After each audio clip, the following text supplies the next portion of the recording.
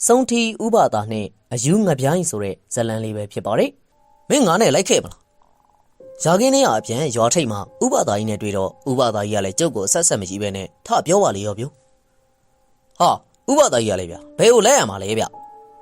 ငါမိဝေနဲ့ငပြိုင်းကိုကဲရအောင်မယ်ကွာနောက်ပြီးတော့အဲ့ဒီအောက်လန်းဆရာကိုလည်းငါဆုံးမချင်သေးတယ်ဒါပေမဲ့ငါတယောက်ထဲသွားလို့မရဘူးကွာလူတယောက်ရဲ့အကူညီတော့လို့တယ်ဥပဒါပြောတော့လေကျုပ်လည်းတော်တော်လေးစိတ်ဝင်စားသွားတယ်ဗ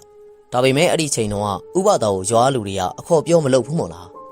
ကျုပ်မေကလည်းကျုပ်တို့ဥပဒါနဲ့မပတ်သက်ဖို့ပြောထားတာဆိုတော့အခုလိုလမ်းမှာတွေ့ပြီးစကားရက်ပြောနေတာကိုအမေသိရင်တော့ကျုပ်တို့ကြောကွဲအောင်စော်ခံရမှာမို့လား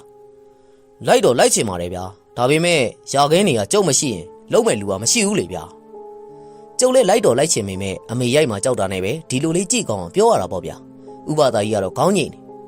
အေးလေငါမင်းလိုက်မလားလို့ခေါ်ကြည့်တာပါကွာ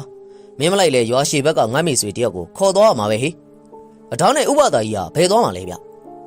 အဒီအောက်လန်းဆရာမြိုင်းသားမြို့ပေါ်မှာရောက်နေတယ်တဲ့ကွာဒီတော့ငါလည်းမြိုင်းသားတက်ရမှာပေါ့ကွာကျုပ်တို့ဘက်ကနေမြို့ကိုသွားမယ်ဆိုရင်တော့မြို့ကိုတက်တယ်လို့ခေါ်ကြတယ်ဗျရွာကိုတော့သွားတယ်လို့ပဲမပြောဘဲနဲ့ရွာထဲကိုပြန်ဆင်းတယ်လို့ခေါ်ကြတာအရက်အခေါ်တစ်ခုပေါ့ဗျာကျုပ်လည်းစဉ်းစားလိုက်ပြီးတော့ဟာဘယ်နည်းလောက်ကြာမှာလဲဥပဒါကြီးအောင်မမင်းလည်းမလိုက်ဖဲနဲ့မသိကျင်စားမှာနဲ့ကွာတော့ကြမင်းအမေကငါနဲ့စကားပြောတာတွေ့သွားလို့မင်းကိုစော်နေဦးမယ်ကျုပ်လည်းခေါင်းကြီးသွားတာပေါ့ဗျာဥပဒါကြီးများကျုပ်စိတ်ထဲကဖြစ်နေတာကိုသိနေသလားဆိုပြီးလန့်သွားတာပေါ့သိကျင်လဲသိနေမှာပေါ့ဗျာအိမ်ကိုပြန်ရောက်တော့ကျုပ်ခေါင်းထဲမှာဥပဒါကြီးပြောတဲ့စကားတွေကပဲ့တင်ထက်နေတယ်လို့ပြန်ပြီးတော့ကြားနေရတယ်ဗျာကျုပ်အိတ်တော့လဲအိတ်ရထဲမှာနှစ်ဖူးပေါ်လက်တင်ပြီးတော့စဉ်းစားနေမိဥပဒါကြီးလုံမှာကိုလေကျုပ်ကသိကျင်တာလေအစိမ့်တည်သေးရဲဖြစ်နေတဲ့အမမိဝေကိုဘလို့ကဲတင်ပါလေနောက်ပြီးတော့မြိုင်းသားမှာယူနေတဲ့ကိုပြိုင်းကိုဘလို့ပြန်ကုမှာလဲနောက်ပြီးတော့အဲ့ဒီအောက်လန်းဆရာဆိုတဲ့သူကိုဘလို့မျိုးရင်ဆိုင်ကြမှာလဲဆိုတာတွေးရင်းနဲ့စိတ်ထဲမှာကြိတ်မနိုင်ခဲမရဖြစ်နေတာပေါ့ဗျာဟာငါတော့ညင်းမိတာမှားပြီဟေးပွဲဤပွဲကောင်းတပွဲလွတ်ပြီအဲ့ဒီလိုလဲစိတ်ထဲကနေတအုံနွေးနွေးနဲ့ဖြစ်နေတာပေါ့ဗျာနောက်ဆုံးတော့လဲကျုပ်ဆုံးဖြတ်လိုက်တယ်ဥပဒါကြီးအနောက်ကိုအရဲစွန်ပြီးလိုက်သွားမယ်အောက်လန်းဆရာကိုတော့ကျုပ်ကမကြောက်ပါဘူးဥပဒါကြီးတယောက်လုံးပါတယ်မို့လားကျုပ်ကြောက်တာကတော့အမေလက်တန်ဗျဒီရဲကြီးရောက်မှအမေရိုက်တာကိုတွေးကြောက်နေတယ်ဆိုတာခမရတို့လည်းကြားရင်ရီချင်းရီမှာပေါ့ဗျာကျုပ်တို့ကငငယ်ကလေးကအမေကစော်ခဲ့တာဟုတ်ဗျကြီးလာတော့လဲစော်တာပဲမိမနဲ့ကလေးတယောက်ရတဲ့အကူကြီးကိုတောင်းမှအမေကစော်နေကြပဲလေဗျကျုပ်တို့ကလူပြိုကြီးတွေဖြစ်နေပြီဆိုတော့အလုံးထဲလဲကြီးလာပြီဒီတော့အမေကငငယ်နှုံးကလို့ကြိမ်လုံးနေပါနေနဲ့မစော်တော့ဝလုံးပိုင်းနဲ့ရိုက်ထဲတာကျုပ်တို့လည်းအမေကိုငငယ်တည်းကချစ်ကြောက်လာခဲ့ရတာဆိုတော့အမေရိုက်တော့လဲခံရတာပေါ့ဗျာဟိုတလုံးတော့အကိုကြီးဖဲရိုက်လို့သူ့မိမအမေကိုတိုင်တော့အမေကဝလုံးပိုင်းနဲ့စော်တာဗျဝလုံးကြီးလဲကွဲတယ်အကိုကြီးကြော်လဲစုပ်ပြက်ပြီးတော့သွေးစင်းရှိချင်းကြီးထွက်တော့တာပဲဗျဒီခေတ်ကလေးတွေကြတော့တိတ်အရိုက်မခံရတော့တာကံကောင်းတာပဲဗျကျုပ်တို့ကတော့ကလေးတွေဆိုတာလူကြီးတွေရိုက်ဖို့မွေးထားတယ်လို့ဗျထင်နေကြလားမသိတာဒါနဲ့မနဲ့စောစောထပြီးတော့အမေနားကိုကတ်ရတာပေါ့အမေကကျုပ်တို့ရိုက်တယ်ဆိုပေမဲ့ချစ်တော်ချစ်သားဗျအိမ်မှာအမေကမနဲ့စောကြီးထပြီးတော့ချက်ပြုတ်တာမို့လားကျုံမကြီးကလည်းကလေးငယ်ရှိတာဆိုတော့မနဲ့စောစောမထဘူးလေနောက်ပြီးတော့ငယ်မတို့နှုံညာမတို့ဆိုတာကလည်းအိမ်မက်တဲ့သူတွေဗျဒီတော့အမေကမိဝချောင်းထဲမှာမိကွက်ကလေးနဲ့ထမင်းဟင်းတွေချက်နေတာပေါ့ဗျာကျုပ်ကအိမ်မောအဆင်းလာပြီးတော့အမေခါကိုနောက်ကနေဖက်လိုက်တယ်ဆိုရင်ပဲအမေကလန့်ပြီးတော့ကျုပ်ခေါင်းကိုဖောက်ထည့်လိုက်တာပဲလန့်လိုက်တာအလက်ကောင်ရင်နေဘာဖြစ်နေရလဲမကြည့်မငယ်နဲ့ဘာလဲနေငါ့ကိုလာပြီးကတ်ချွဲနေပြီဆိုတော့နေမိမယူတော့မလို့လားဟာပေါ့ပေါ့ရှာရှာမေးဟာကျုပ်မှရီးစားတော့မရှိသေးပါဘူးဗျဒါဖြင့်ဘာလို့ချင်းလို့လဲပြောဟိုအလဲပန်းကနေတငယ်ချင်းလို့စိုင်ကပူးစားမလို့လား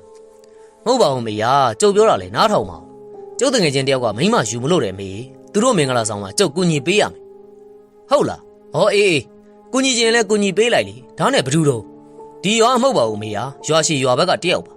အဲ့ဒါသူ့မင်္ဂလာဆောင်မှာသွားကူပေးခြင်းလို့2ရက်3ရက်လောက်တော့သွားခြင်းနေမေအမေကတော့ထမင်းအိုးငှဲ့နေနေခေါင်းခါတယ်မဖြစ်ပါဘူးအေးသူများရွာမှာနင်းတယောက်ထဲသွားပြီးတော့ရန်နေပါတွေဖြစ်လာရင်ဘယ်လိုလုပ်မလဲနင်းကိုစိတ်မချဘူးအေးနေသွားခြင်းနင်းညီကိုပါခေါ်သွားအမေပြောမှာပဲပြဿနာတက်ပြီလေအငယ်ကောင်ကလည်းပါဇက်သိပ်ဖွာတဲ့ကောင်ပြီးတော့တခုခုဆိုရင်အမေကိုပြန်တိုင်တတ်တဲ့ကောင်ဗျဒီကောင်ကိုခေါ်သွားရင်တော့ငါပါမှောက်တော့မှာလေအမေကဒီကောင်ကိုခေါ်သွားတော့ကျုပ်တို့ယာခင်းတွေကိုဘယ်သူကြည့်မှာလဲအမလေးဟဲ့ယာခင်းတွေကပဲတွေကအပင်တွေကောင်းနေပြီဘာမှတိတ်ပြီးတော့လှုပ်เสียမလို့တော့3-4ရက်ပဲဟာနင့်အကိုကြီးကိုကြည်ခိုင်းလို့ရပါတယ်ကျုပ်အမေကိုပြောလို့လည်းမရဘူးဗျငယ်ကောင်ကခေါ်သွားခိုင်းတော့တာပဲအဖေကိုတော့မပြောချင်ဘူးလေအဖေကပို့ဆိုးတယ်မဟုတ်လားအဲ့ဒါနဲ့ပဲနောက်ဆုံးတော့အငယ်ကောင်ကခေါ်သွားဖို့အတွက်သဘောတူလိုက်တယ်အဲ့ဒီနေ့မနက်မှာပဲကျုပ်လည်းဥပဒါကြီးစီပြေးခဲ့တာပေါ့ဗျာဥပဒါကြီးကလဲခွင်းထဲမှာနွားတွေကြောင်းနေပြီလေကျုပ်လိုက်မယ်ပြောတော့ဥပဒါကြီးကလည်းဝမ်းသာသွားတာပေါ့အေးပေါ့ကွာ မင်းပါတော့ငါလည်းအားရှိတာပေါ့ကွာဒါနဲ့ကျုပ်တယောက်ထဲတော့မဟုတ်ဘူးနော်ကျုပ်ညီအငယ်ကောင်လည်းပါမှာဗျရပါတယ်ကွာဒါပေမဲ့ငါတို့သွားတဲ့အကြောင်းကိုတော့နှုတ်လုံရမယ်နော်ဘသူ့မှတော့ပြောလို့မဖြစ်ဘူးကွာကျုပ်လည်းခေါင်းညိပြလိုက်ပါတယ်အေးဒါဆိုရင်မနှက်ဖန်ကြရင်မနှက်စောစောထသွားကြမယ်ငါမနှက်မုံမလင်းခင်ကလေးအားရွာထွက်ပြီးတော့ဇေယျပြန်နာမှာစောင့်နေမယ်မင်းတို့နှစ်ယောက်မိုးလင်းတော့အဲ့ဒီကိုလာခဲ့ကြကွာနော်နောက်တစ်နေ့ရောက်တော့ကျုပ်တို့ညီကိုလည်းလွယ်တလုံးလွယ်ပြီးတော့ကြွားကနေထွက်ခဲ့တာပေါ့ဗျာလဲဒီဘာတွေလည်းမယူခဲ့ပါဘူးမြို့ကိုတက်မယ်ဆိုရင်တော့ကျုပ်တို့ရွာနဲ့8 မိုင်ဝေးတဲ့တန်းမြင့်ရွာကိုသွားရမှာဗျ8 မိုင်ဆိုတာကျုပ်တို့တောသားတွေရဲ့ခြေလမ်းနဲ့ဆိုရင်အလွန်ဆုံးရှောက်ရင်3 နာရီလောက်တော့မကြောက်ဘူးလေဗျအဲ့ဒီခေတ်ကလူတွေတော်တော်များများကလည်းလမ်းမယ်ရှောက်ကြတာဗျအခုခေတ်သားဆိုင်ကယ်တွေပေါ်လို့မလို့တအိမ်ကျော်လောက်ကိုပဲလမ်းမလျှောက်ဖ ೇನೆ ဆိုင်ကယ်တွေနဲ့သွားကြတာမလားဇရက်ပြက်ဆိုတာကလည်းတန်းမြင့်ရွာကိုသွားတဲ့လမ်းခုလက်တနေရာမှာရှိတာပါလမ်းဘေးမှာဇရက်ပြက်ကြီး3 ဆောင်ရှိတယ်ရှင်းတော့ခရီးသွားတွေတဲခိုတယ်ဆိုပေမဲ့အခုတော့ဘယ်သူမှလည်းမတဲကြပါဘူးဗျဇရက်ပြက်နာရောက်တော့ဥပဒါကြီးကဇရက်ပေါ်မှာထိုင်နေနဲ့စောင့်နေတယ်ဗျကျုပ်တို့တွေ့ရနဲ့ဥပဒါကြီးကလည်းဇရက်ပေါ်ဆင်းလာတယ်ဥပဒါကြီးကတပတ်ကြီးတစ်ထည်ကိုခေါင်းပေါင်းထားပြီးတော့လွယ်အိတ်အနွမ်းကြီးကိုလည်းလွယ်ထားသေးတယ်လက်ထဲမှာလည်းဒဏ်နဲ့လှုပ်ထားတဲ့ကွန်းအင်ကြီးကိုကင်လို့ဗျကျုပ်ကမြင်တော့သူ့ကွန်းအင်ကိုလှမ်းပေးတယ်ကျုပ်လည်းသူ့ကွန်းအင်ကိုကင်မို့ကခက်လန့်လန့်ပဲမို့လားဘာမှမဖြစ်ပါဘူးကွာကင်စမ်းပါကွာကျုပ်လည်းကွန်းအင်ကိုပိုက်လိုက်တာပေါ့ဗျာရှေ့ကကွန်းစားတတ်တဲ့လူတွေကအခုခေတ်လိုကွန်းရကိုပလတ်စတစ်အိတ်တွေဘူးတွေနဲ့တဲတာမျိုးမဟုတ်ဘူးဗျကွန်းအင်ကိုသွားလေရတဲသွားတတ်ကြတာအဲ့ဒီမှာပဲအငယ်ကောင်ကစတော့တာပဲဟာအခုလက်ဥပဒါကြီးနဲ့မပေါင်းနဲ့လို့အမေကပြောထားတယ်မလား तू ကဘလို့လုပ်ပြီးတော့ရောက်လာတာတော့မင်းအတာနေစမ်းပါကွာဒီတစ်ခါသွားမယ်ခရီးကဥပဒါကြီးရဲ့ခရီးကွာဟာဗျာဒါဆိုရင်ကျုပ်လည်းမလိုက်ရဲတော့ဘူးဗျအမေသိရင်ကျုပ်ကိုစော်မှာပဲဟာဒါဆိုလည်းပြန်ကွာမင်းကတော်တော်သေးရဲဘောကြောင်နေကောင်မင်းကျုပ်ညီလည်းလှည့်ပြန်နေဗျကျုပ်ဖြင့်အံ့ဩနေတာပေါ့ဗျာဥပဒါကြီးကတော့ကျုပ်ကိုပြုံးပြီးတော့ကြည်နေတယ်တော့ပါစီကွာငါတို့ပဲသွားကြတာပေါ့ဟာဒီကောင်ပြန်တော့တာအကြောင်းမဟုတ်ဘူးကျုပ်နဲ့ဥပဒါနဲ့အတူတူသွားတယ်ဆိုတာအမေကိုသွားပြောရင်ကျုပ်အိမ်ကိုဘလို့မျက်နှာနဲ့ပြန်တက်ရမှာလေမင်းကလည်းကွာသူ့ဟာနဲ့သူဖြစ်သွားမှာပါကွာလာစမ်းပါ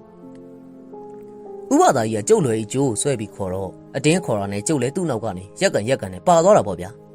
မြိုင်သာကိုတက်ဖို့ဟာကားလမ်းဖြတ်သွားတဲ့တန်းမြင့်ရွာကိုအရင်သွားရတယ်တန်းမြင့်ရွာထိပ်ကကားလမ်းဘေးမှာမြို့ကိုသွားတဲ့ကားတွေကလည်းစောင့်စည်းရတာပေါ့ဗျာကားကအချိန်တိုင်းတော့မလာဘူးဗျတနာရီကိုတစ်စီးလောက်ပဲလာတာညနေ3 နာရီနောက်ပိုင်းဆိုရင်တော့လိုင်းကားမလာတော့ကျုပ်တို့တန်းမြင့်ရွာကိုရောက်တော့တိတ်မစောင့်လိုက်အောင်ကားကြီးတစ်စီးလာပါလေရောအဲ့ဒီကားကြီးပေါ်တက်ပြီးတော့လိုက်ခဲ့တာပေါ့ဗျာကားဆိုလို့လည်းအခုခေတ်လိုမှန်လုံကားတွေဘတ်စကားတွေမဟုတ်ဘူးဗျအရင်ခေတ်ကဒေါ်ဂျစ်တွေကိုတစ်သားတွေနဲ့ကားအိမ်ပြန်ရိုက်ထားတာကားအိမ်ကတော့ခက်နေမှာအထဲမှာတော့လူထိုင်တဲ့ခုံတန်းရှိတယ်ဒါပေမဲ့လည်းအဲ့ဒီခုံတွေပေါ်မှာမိန်းကလေးလောက်ပဲထိုင်ကြတာဗျယောက်ျားလေးတွေနဲ့ကုံတွေကတော့ကားခေါင်မိုးပေါ်တက်ကြတာကျုပ်တို့ဆိုရင်အမြဲတမ်းကားခေါင်မိုးပေါ်ကနေပဲလိုက်စီးရတယ်